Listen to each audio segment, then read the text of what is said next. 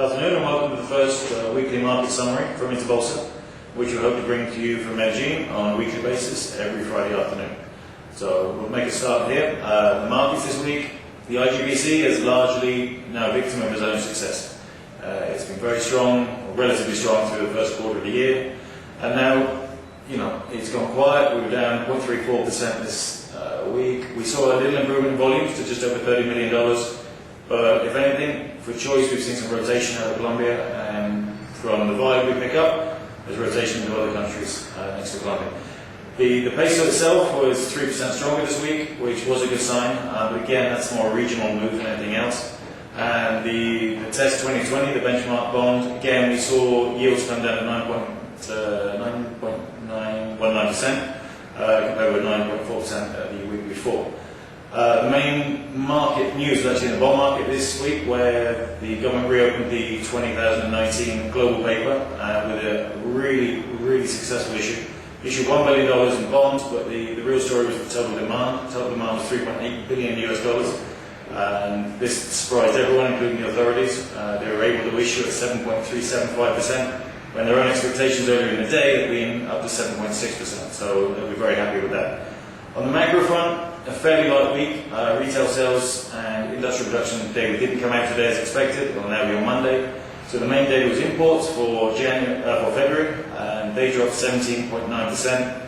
And it looks, when the export data comes out, if exports drop any more than 10%, we'll be in deficit again in February. And judging by the oil price year on year, it looks almost guaranteed we'll get another deficit in February, unless something changes.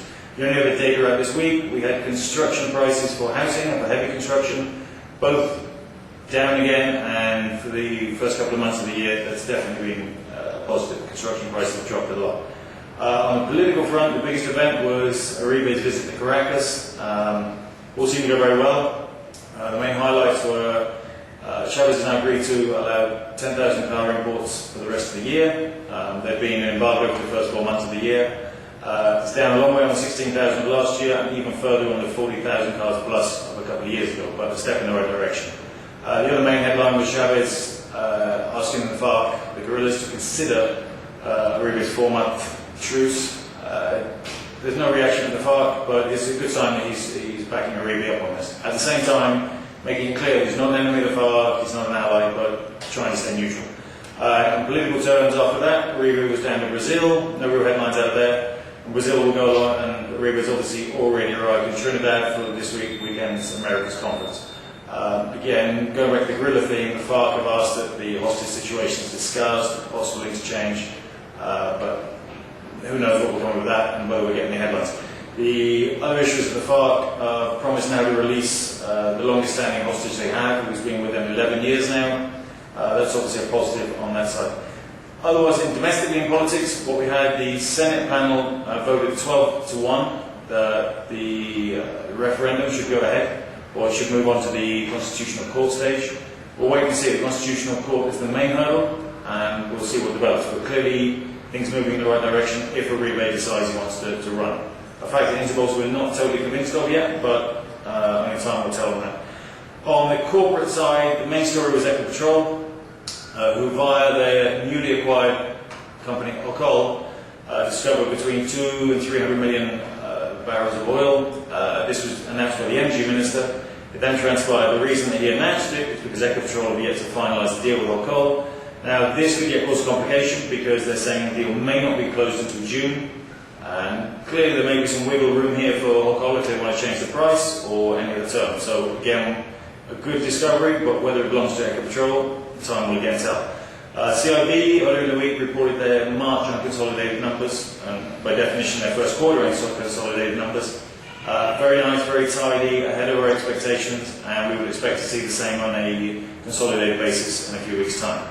The other corporate news is Colombia's, who got given tax-free status for their thermal fluoride project in Barranquilla.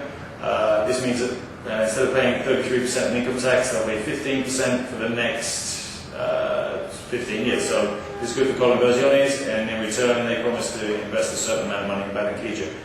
That really is about it. Probably the global headline was the capture of Don Mario, probably the biggest kingpin left in the drug business here. Clearly not a market-moving event, but in terms of the country, it keeps everyone fairly happy, and it was a good news for the week. That really is about it from Medellin. The week coming, as I say, industrial production figures should be out on Monday, as should retail sales. In reality, we can expect more of the same. Probably a quiet market, volume fairly modest, and probable underperformance versus the rest of the region. So that's it. Bid you a good weekend from Medellin.